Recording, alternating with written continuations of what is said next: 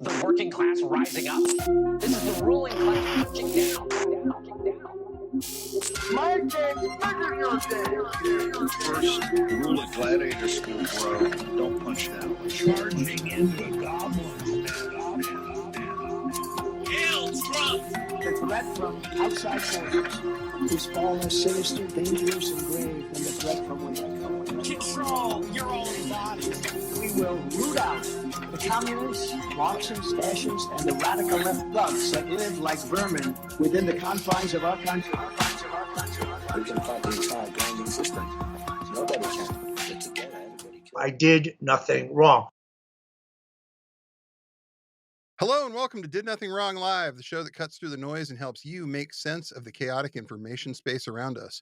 I'm Griff Somke, and with me is Karl Folk. Jay McKenzie is still in an undisclosed location.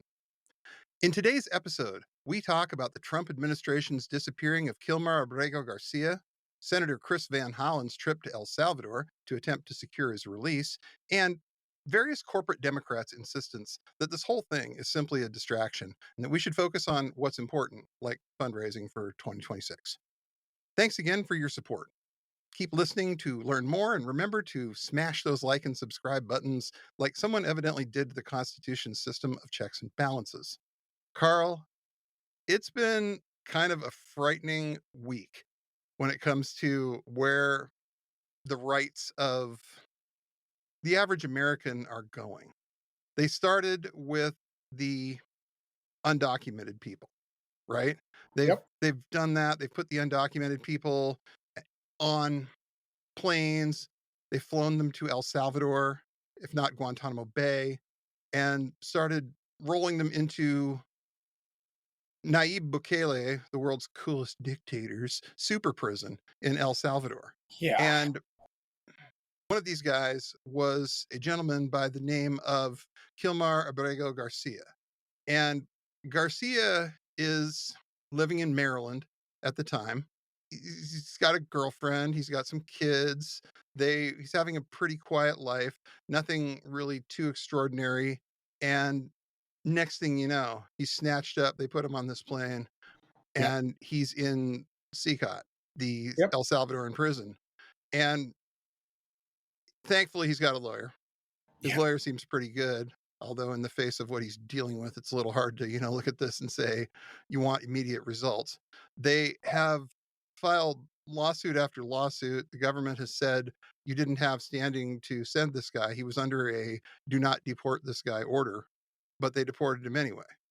And now the government's saying we need daily status updates about bringing him back because he needs to come back. You need to facilitate that. And now we're arguing about the definition of facilitate. It's like the all deliberate speed of this generation, I guess, where we're going to argue about what facilitate actually means. Right. The Trump administration is saying they can't do it.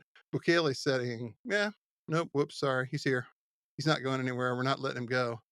And today, the White House posted something on the official White House Twitter account, on the official White House Twitter account. Blew my mind when I saw it.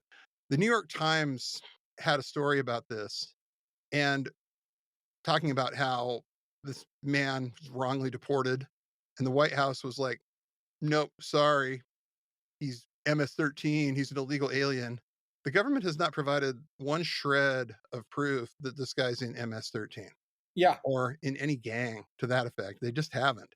But they're doubling down on it. They're going to keep going until either somehow he gets brought back or people stop wanting to, argue about this point. But I don't think this is the one that we can stop. I think we have to keep going here. No, this is one where we can't stop and where the volume has to just continue to get louder, right? Yes. Like, this is the whole ball game. If you get quiet when they start black bagging American citizens, and even when when they're going after green card holders or any other variation, if you're quiet in front of this, it doesn't matter if you're loud when other things start to happen because you've already given up the game.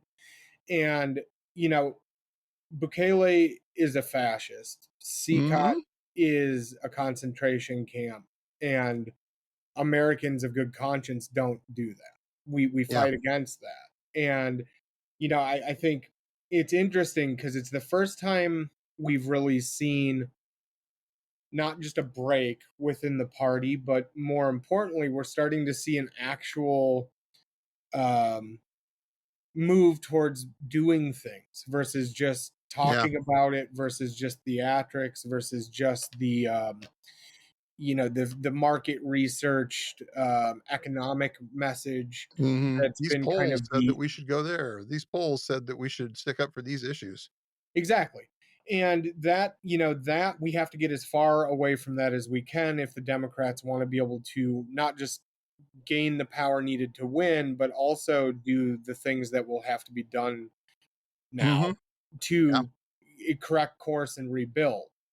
And people have posted it right after this happened, but I do think it's important to remind people that you know um grievance 18 and grievance 19 in the Declaration of Independence, kind of an important document, A little bit.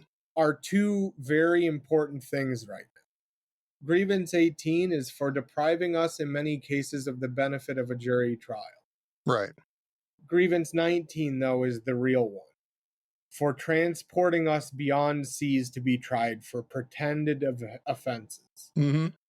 And the reality is, what Trump is doing is getting at the heart of what it means to be America. Literally, the things Yeah. we fought for and We died fought for. a revolution over these Literally. issues. Yes. Literally, we fought a revolution to not do this. Right. And for certain parts of the Democratic Party, it seems increasingly hard to do anything, but in the situation where we found ourselves now, where it's literally in the Declaration of Independence, um, that's the point where you either put up or shut up. And Von Holland and some of the others are doing the thing. Right. They're walking the Right. walk. They're showing that we do not have to be held hostage by a focused market research answer that is in fact not real. And I want to give him big credit because we've been pretty justifiably, in my opinion, harsh on a lot of Democratic senators Yes. on this program. And as Yes. far as I'm concerned, most of them deserved it. But Senator Chris Van Hollen from Maryland, this Kilmar Abrego Garcia is a constituent of his. Yes. He decides he's going to go down to El Salvador and he's going to attempt to secure this guy's release. And myself, I was like, this is some dangerous shit we're getting into now, because I would not be at all surprised if the Bukele administration simply told him to get bent, or if the Bukele administration simply didn't let him in, or PNG'd him at the border. And you think, who would do that to a U.S. senator? Well, he's the wrong party. Yeah. And I mean, do you really think that the Trump administration, if this guy somehow ends up being Sellies with Garcia, is going to step up and do anything about it? Or is it going to be, well, he shouldn't have gone down there and gotten involved? Right. Yep. And that was, privately, that was my concern. Yeah. And I had a similar concern too, that it would end up the same way that Leo Ryan ended up after trying to go down to deal with Jim Jonestown. Jones. Yeah. Right. And I think rightfully so, there was concern, and there's still a whole bunch of it.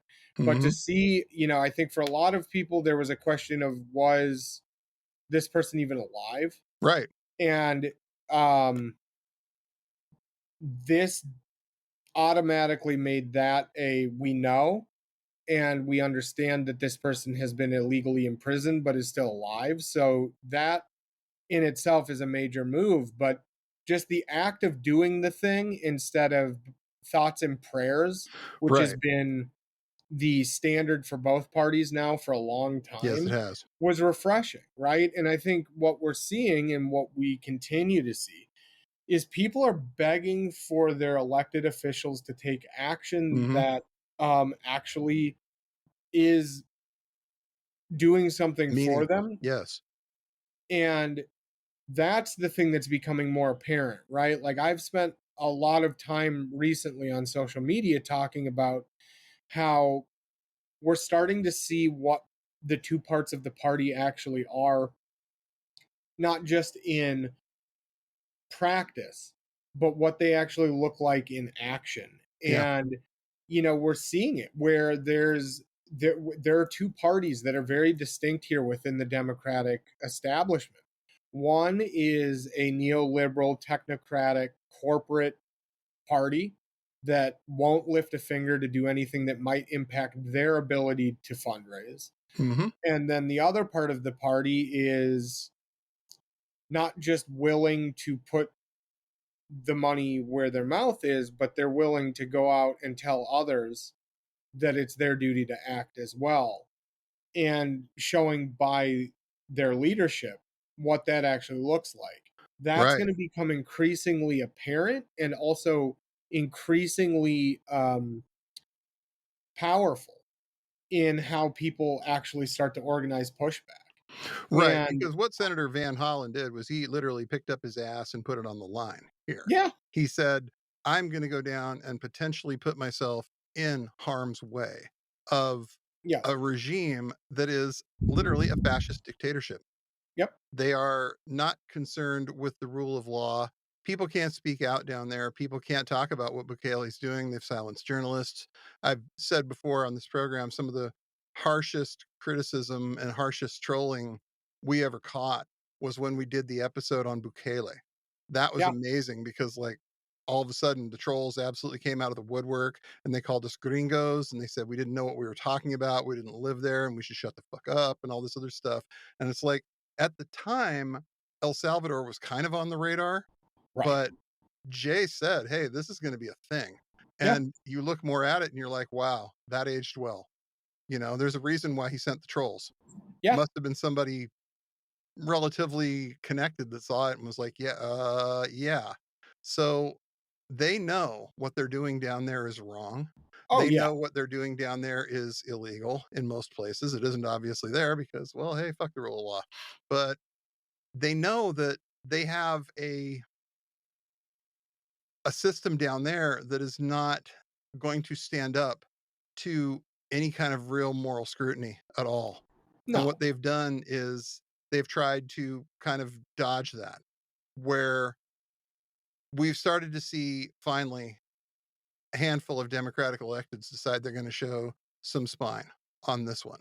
yeah. And the first, in all seriousness, the first elected Democrat that says like part of the platform has to be going in and liberating everyone that's been put in this concentration camp system Yeah.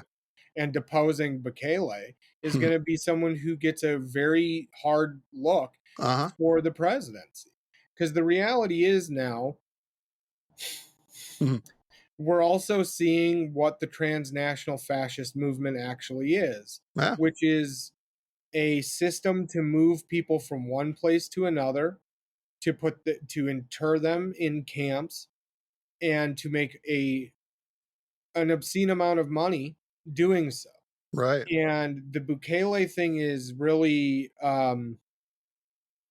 clear evidence that we're dealing with slavers, not Yes. just Nazis, not just fascists, but good old fashioned slavers.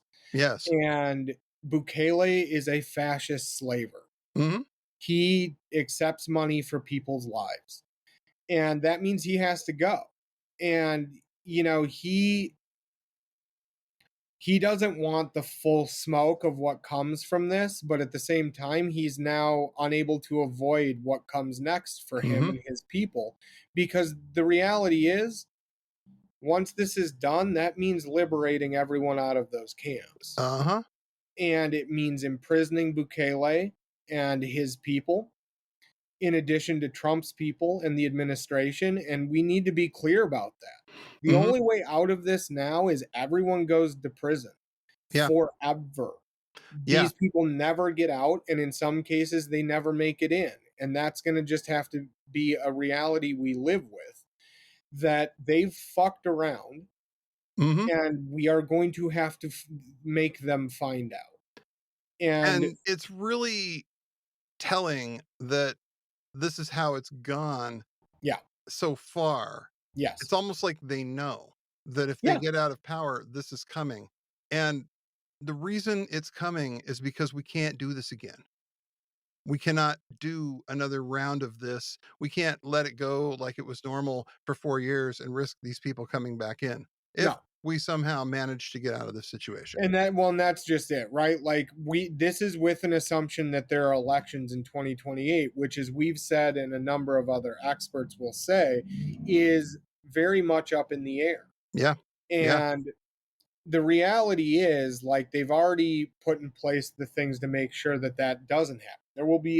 There will be elections, but they won't be free and fair. Nope. And I think people really do need to move past the shock and awe phase of this and accept that this is the new norm for a while, that we are going to have a fascist dictatorship in construction, and that they are going to, as Trump said on that hot mic, going to come after American citizens, homegrowns, as he said. Mm-hmm. And we also need to remember that in the US right now, homegrowns generally means anyone who is left of Hermann Goring, and anyone who's ever expressed any kind of interest in anything related to BLM, to anti-fascism, to Black lives in general, not just Black Lives Matters, the movement, but just the overall existence of Black people. And it's going to range from there. If you're involved with certain parts of academia they dislike, you will be an enemy. If you speak out publicly, you will be an enemy. And that's just the reality of it right now. That's not saying that that's not bad or that that's not an abhorrent state to be in, but that's just the hard truth. Knowing that, we have to move into spaces where we protect what we can of what's left. And that means protecting one another as much as protecting institutions or the knowledge that comes from them. Yeah. I think what we're seeing, though, is that thinking has started to actually sit with people, and they're starting to accept what that means.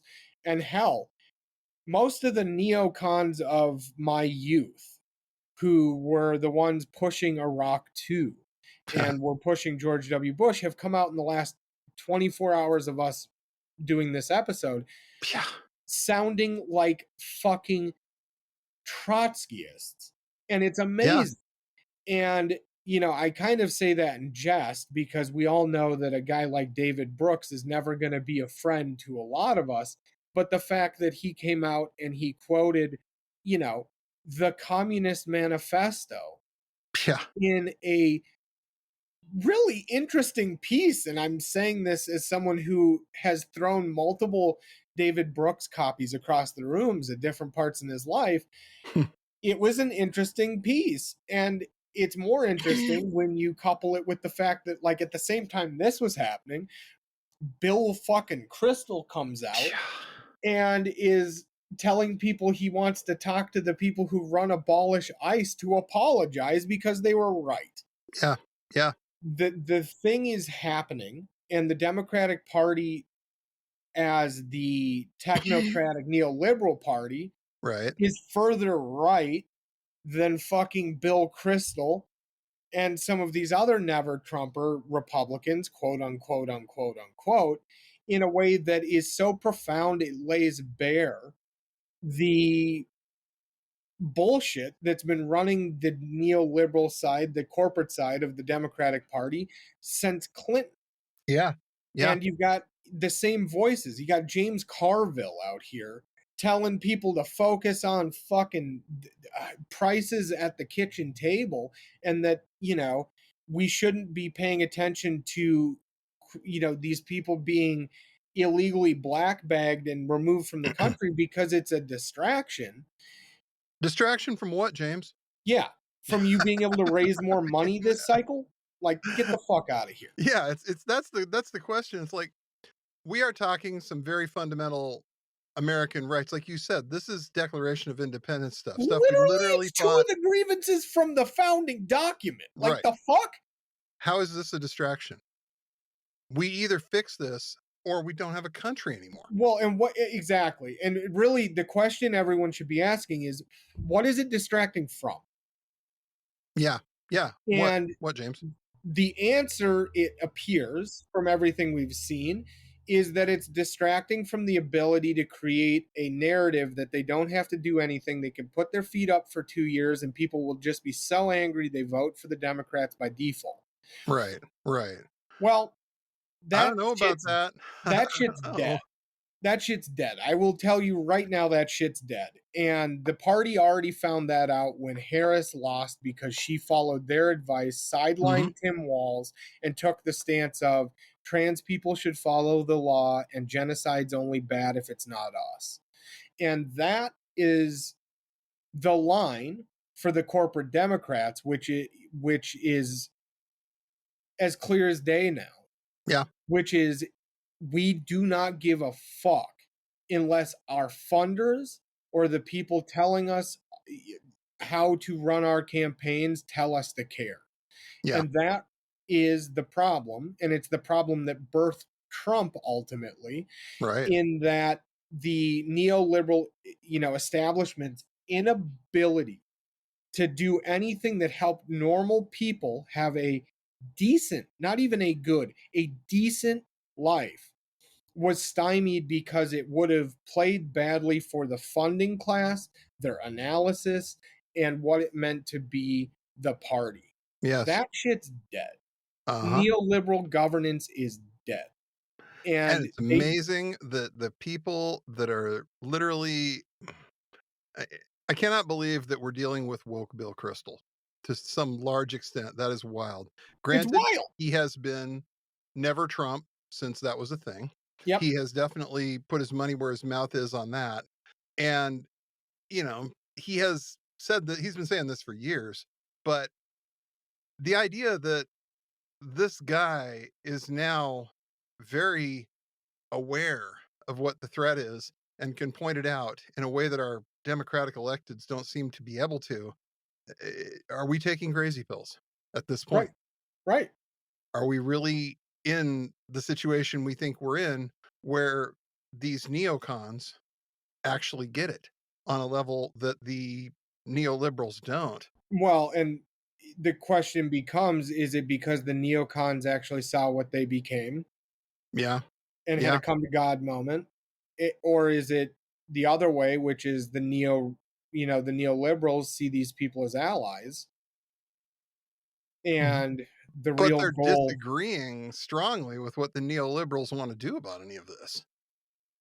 I mean, Crystal sounds a lot more like your average, like, hard left type at this point. Yeah, I mean, Bill Kristol sounds like some of the people I know in the DSA. Yeah. That's bonkers. And anyone who's paid attention and been alive long enough knows that someone like me saying that would have been heresy less than 6 months ago, let alone 15 years ago. And that says everything we need to know, right? Like, having a come to Jesus moment because you understood what the thing was actually indicates that you've moved somewhere. The neoliberals seem to sit at a point where if we do this, it impacts our funding.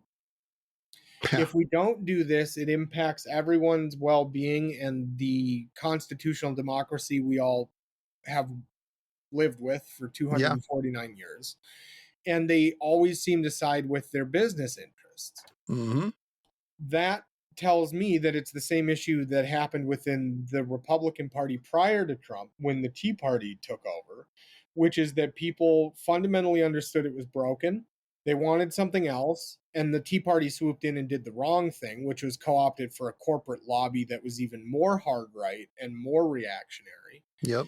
And that's what it seems the neoliberals have decided on too, was we are going to double, triple, and quadruple down on not just failed policies, but inhumane thought structures about the population and those people who are in our country, who are under threat. And that's just not going to work, right? No. Like, the big difference is the Republicans had an isolated media environment that really put them in a position where someone like Koch could astroturf a movement. Yeah. The neoliberals, as much as they want to believe they have the real power in the party, don't.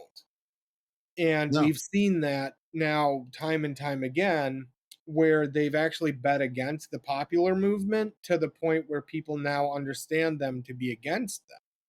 And They have that, shown their hand, as it were. yeah, yeah. And you know, the Democrats as a whole are very different in that way because there is no lockstep behind the corporate side No, outside of not a whatsoever. few people, right? We've seen and know who they are. They're the Fettermans, the Gallegos, the Schumers, the unfortunately, you know, the Bookers and Yeah. the Jeffries and all of these. That though doesn't have the sway that the let's say, you know, more radical elements within the Republican Party did at the time. No. And that is really going to be a problem for them, the Democrats, in that the corporate side is going to break the party versus relinquish power. Mm-hmm. And they And don't care. they've already fundamentally done it, but they're going to actually fracture the party outright and say, you know, that's why it's so important now for us to say, look, the establishment Democratic Party can't be in the hands of the Cuomos, the Newsoms, the Amy fucking Klobuchars, the Hakeem Jeffries, Yeah. if we want any chance. And, you know, if they start, which I have already started to see, really tough pushes on you're either with us or you're against us, and they paint the party as being a very narrow Newsom, Schumer, Pelosi, this is the party, everyone else is a rebel kind of Yeah. thing that we're starting to see. That's not going to work for them because people want the rebels right now. They don't Mm-hmm. want the safe bet of, well, we're going to argue about the 10-cent difference in prices between now and the last election, and that's going to mean more than the fact that, you Yeah. know, your neighbors got disappeared in the middle of the night and now you're wondering where they went.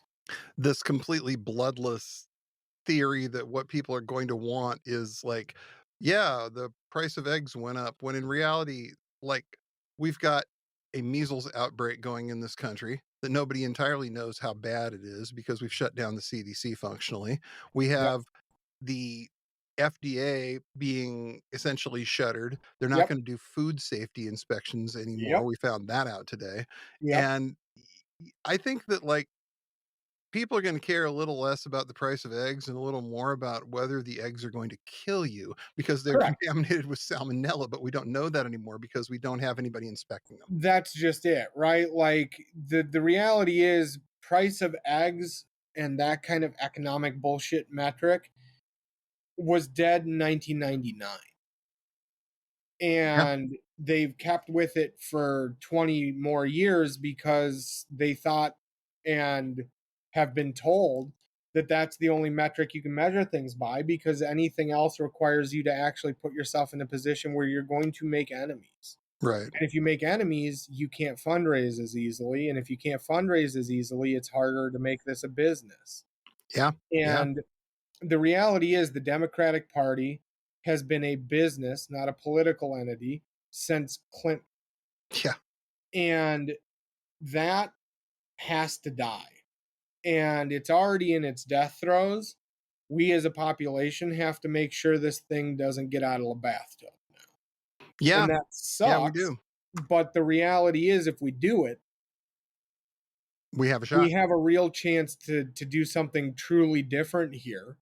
And we've said this, you know, every week for a long time, but like, this puts us in a position where it's a three-way fight for a while, but because the reality swamps the technocratic neoliberal governance model every time immediately, you know, I don't think they are going to have the ability to rally the troops, quote unquote, in the way that they Right. have before.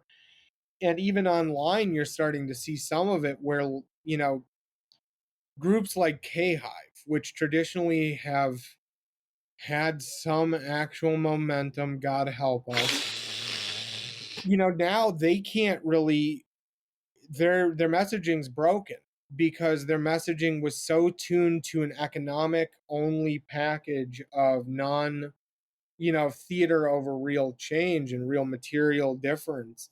They're starting to spin and they're getting, you know, more and more irate about it, but that's good.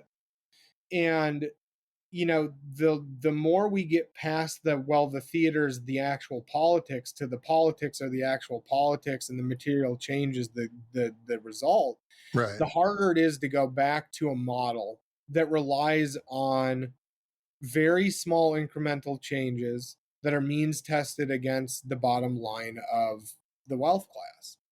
And that's scary as hell for a large portion of the establishment political entity, because that's what it's been there for. Mm-hmm. And so we're going to see a huge fight come from this, but also they don't have the juice. No, they don't. And I mean, I'm seeing stories like Gavin Newsom, everybody's favorite podcaster at this point. Big He's thumbs down yeah, from the we're kind pod. of kidding about that. It's the Charlie Kirk pod, the Steve Bannon pod, the Michael Savage pod. The guy's presidential ambitions are already up in smoke, so I haven't really been paying attention to who else he's had on this Yeah. pod. He addressed this issue with Garcia on his podcast, I believe, and he said, "This is the distraction of the day. The art of distraction," said Newsom, a potential 2028 presidential contender. No, he's not. Yeah. And here we zig and zag.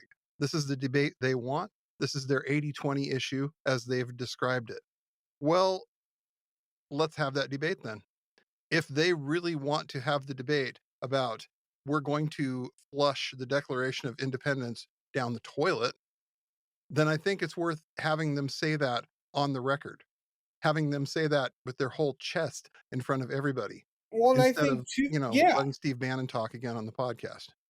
Well, and the question becomes, what's it like we asked earlier, what's it a distraction from? Yeah. Yeah, I don't get that part.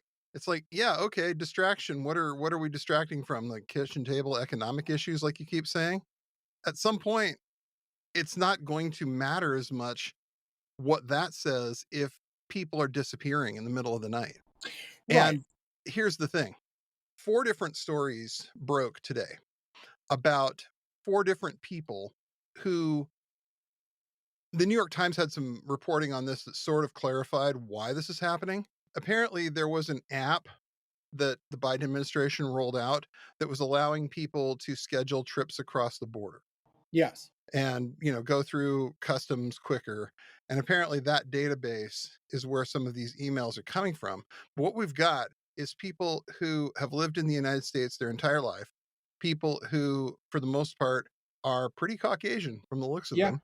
They're getting letters saying, you're an illegal alien, you need to self-deport by Yes. this date. Yep. And I find it incredibly interesting that not one person who profiles as a Trump supporter seems to have gotten one of those letters. We've got weird. a college administrator, we've got an immigration lawyer, we've got a physician. Yep. We don't have the guy who owns the used car dealership. Nope. We don't have the right-wing podcaster. None of these people seem to have gotten any of these kinds of letters. It's only people who probably didn't support the guy. Yep. So at some point, what is this a setup for? What is this? I mean, Right. are we trying to see if people will take it? Are we trying to see if people will sit through this? What's actually going on? Well, Is this right. just And Doge being incompetent? I mean, there's some answers here, but we don't have them. no, and I've gotten into this conversation a couple times, and I'll say what I've said in those. Like, incompetence that is indistinguishable from malice is malice. And even, if it comes out that Doge or whoever the fuck 16-year-old is inside of the walls, Big as it were. balls. Big balls. Big balls, right? Big Or balls. maybe it's the guy who got escorted out of the Pentagon this weekend, who is like 19. It doesn't matter why. The goal is the same thing, right? Which is malice and terror. Yeah. And the way that autocrats work, whether they're right wing or not, is fear, uncertainty, and doubt. Ultimately, we can boil it down to 3 points, and this achieves all of those, right? Like, if you're really just looking at it from that way, sending out random letters to American citizens that tell you have to self-deport or we will disappear you works to multiple goals. And it's also plausibly deniable because there is a level of incompetence that we've all just granted these people. And it doesn't matter why they were sent out. It matters that they were sent out. Yeah. And the reality is, authoritarians tend to penetration test at multiple levels at the same time. And if they think they can get away with it, they're going to send out more of these letters. You're going to see them starting to target activists. You're going to start to see them target, American citizens of all stripes. And we just have there's no framework in this country for what that actually looks like. So this falls in my mind into that. And when you've got an administration that's been caught on hot mics saying to build more concentration camps so we can disappear more people, you have them already doing that, and you have them testing out which way to go about it with the least amount of pushback. This falls into that category squarely. Right. And the fear and the uncertainty are crucial at this point in authoritarian or fascist regime solidification. They need us to be afraid, and they need us to be uncertain. And if they can foster that, they win. They're not having tons of success with it. A lot of people who have spent, since the inauguration, kind of in a place of either fear or grief or sadness or all three, are starting to shake that off and coming to the new norm of an authoritarian country that is preeminently stupid, but in their stupidity evil. Yeah. And that, for a lot of people, I think a lot of people don't realize that most of the life you live in an authoritarian country is rather banal. It's not all that different. The big difference is that you may wake up some morning to your neighbor's house being empty, or you may wake up to a note on your door saying you have 36 hours to leave. Yeah.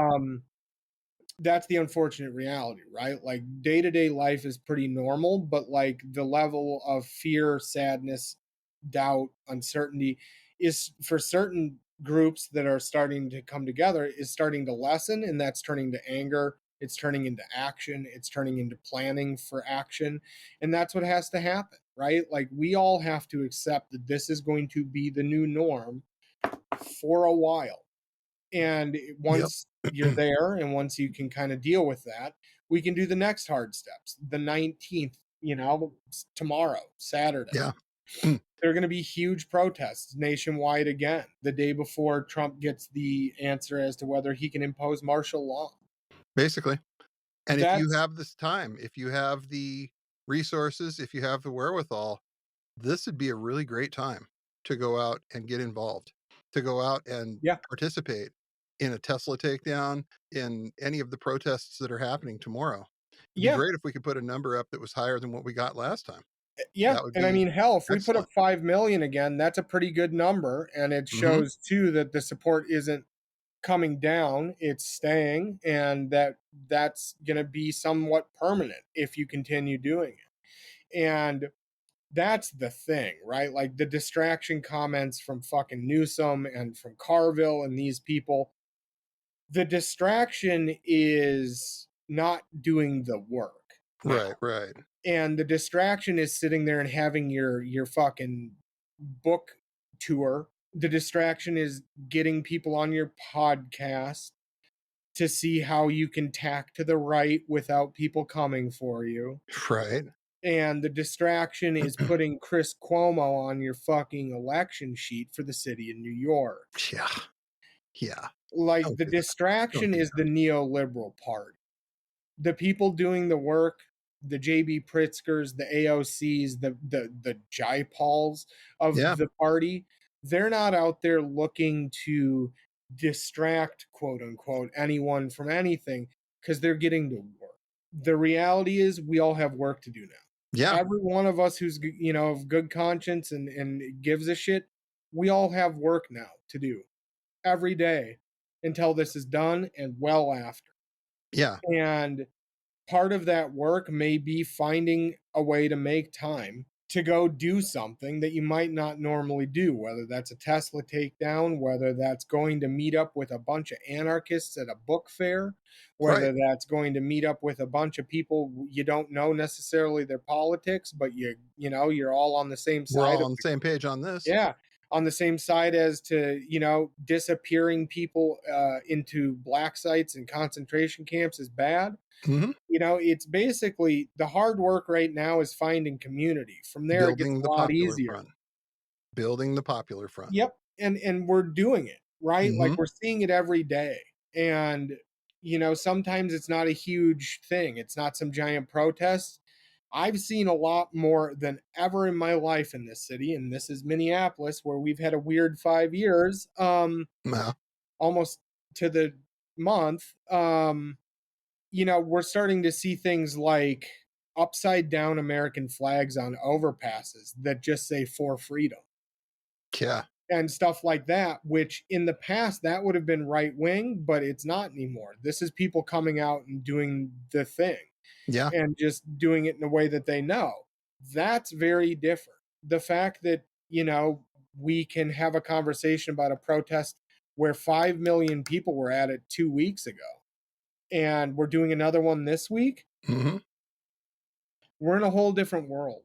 And Right. people are starting to accept that, but also part of accepting that is accepting the thing that's been asked of us, which is to do the work. Right. And it sucks. I think about the millennials, and Hmm. we've been put in a position where since 2006, we've been told basically, you guys are going to get the short end of the stick and you're going to Yeah. have to work hard to get it. Well, now we can work hard and we may still get the short end of the stick, but that hard work is going to make sure that our kids, kids, and our kids have a fair shot. And you know what? That's worth the hard work. Yeah.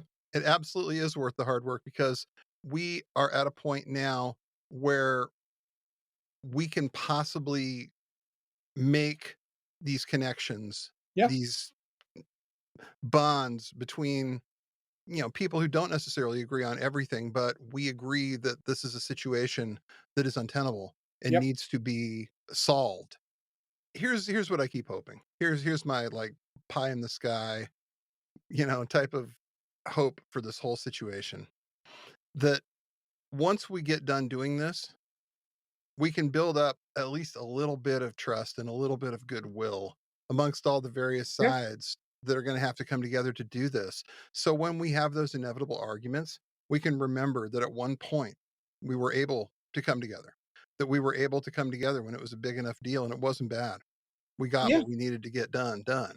because we were able to put the dumb policy disagreements aside for a little while and say, there's an existential threat. None of these policy disagreements are dumb, but compared to whether we're all going to El Salvador or not, it seems a little silly. Well, and I think there's an ultimate second part to this that we haven't talked to that not many people do, which is like, this is the plan to deal with climate change from the conservative viewpoint. Right. We have a chance to do something else, which actually looks a lot like protecting people and the environment in a way that doesn't include a police state and mass death that's intentionally inflicted. And the reality is, part of the reason the far right glommed onto this moment was because of the technological change that's going on. And if they control that, they control a vast swath of the future's Yeah. infrastructure. But also, if they control the transition through climate change, they control who lives and who dies. And ultimately, these crises are all part of the same poly crisis, right? Like the fascism, the climate change, the technocratic view of governance and wealth. Those are all the same crisis. They're just different parts of the larger object, and that should be impetus for us to come together and fight this with everything we have, because Yeah. it literally is the fight for every one of our futures. It's Right. not just some argument that like fascism will control you forever, because they won't. Inevitably fascism dies, but at this How moment, bad do you want it to get before that happens? right, and at this moment, allowing an accelerationist neo-Nazi movement like the one that Trump embodies to control the transition through the beginning stages of climate change Terrible is idea. is Terrible, a terrible, terrible idea.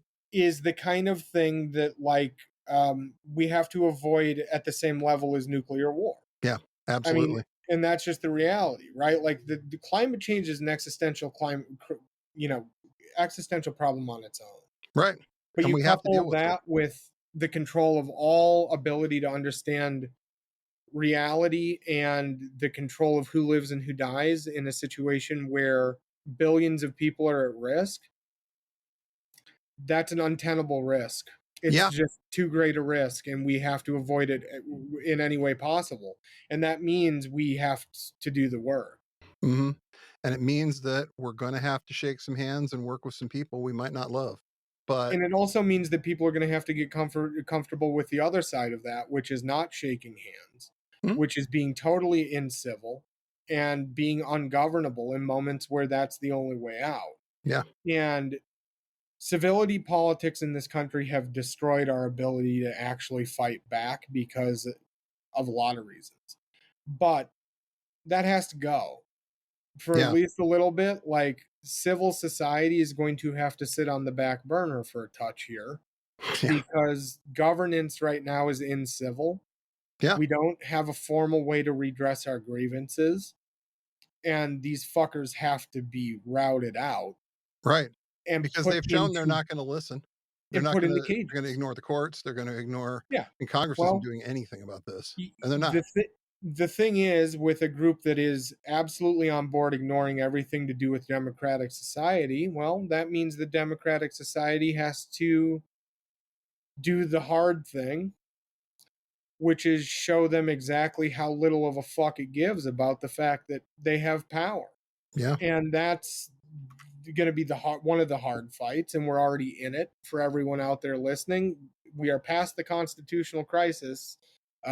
We are in a true fight for the survival of the country, and that means that we have to set aside some of our preconceived notions for a bit and get back to our root. Like, none of this is all that out of bounds for Americans, right? Nope. Like, Americans, we're terrible fucking people in a lot of ways. Yeah. We're irritating as shit. We're self-centered.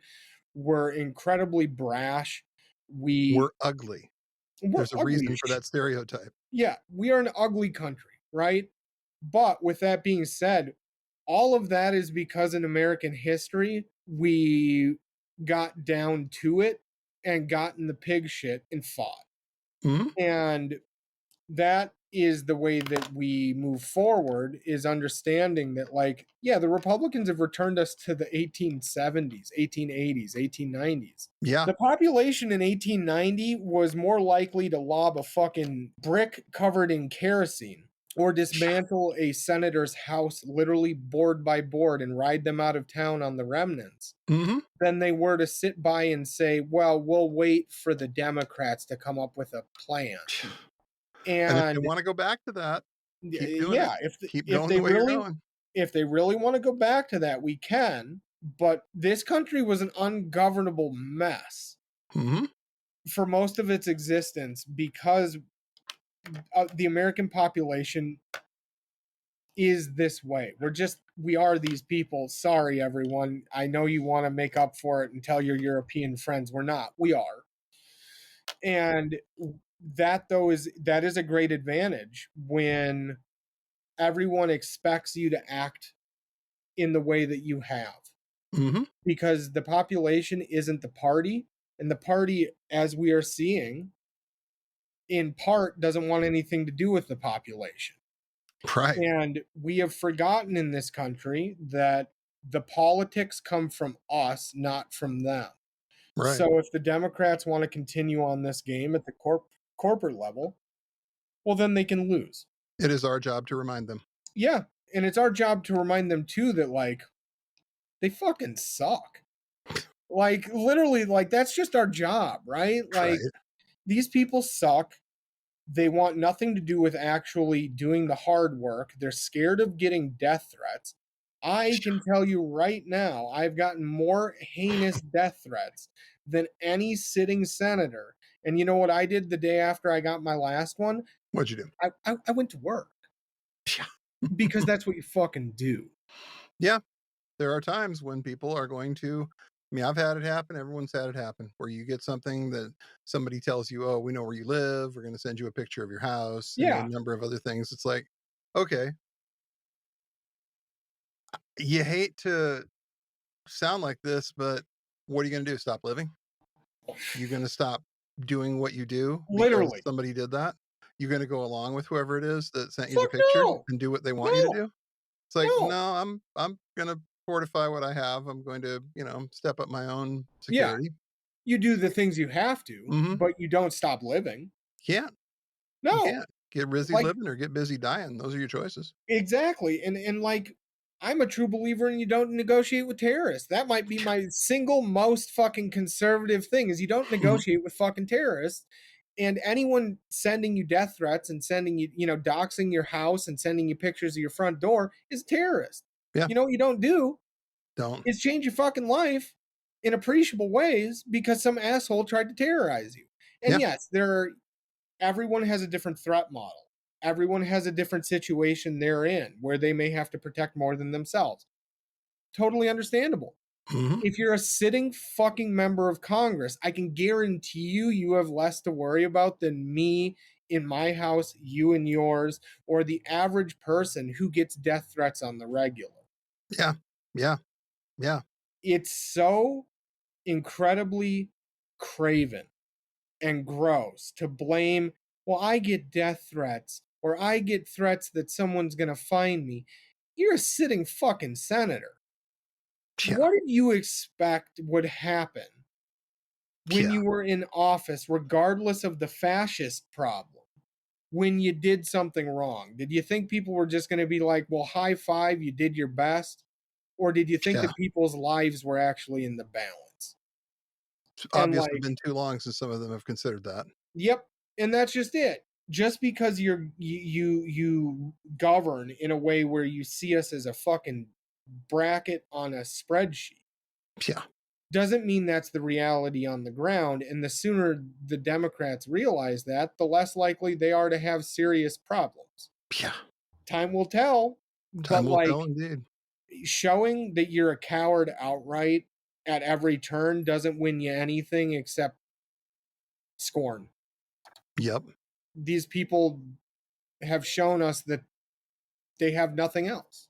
It's what they deserve at this point. Yeah. Fuck them.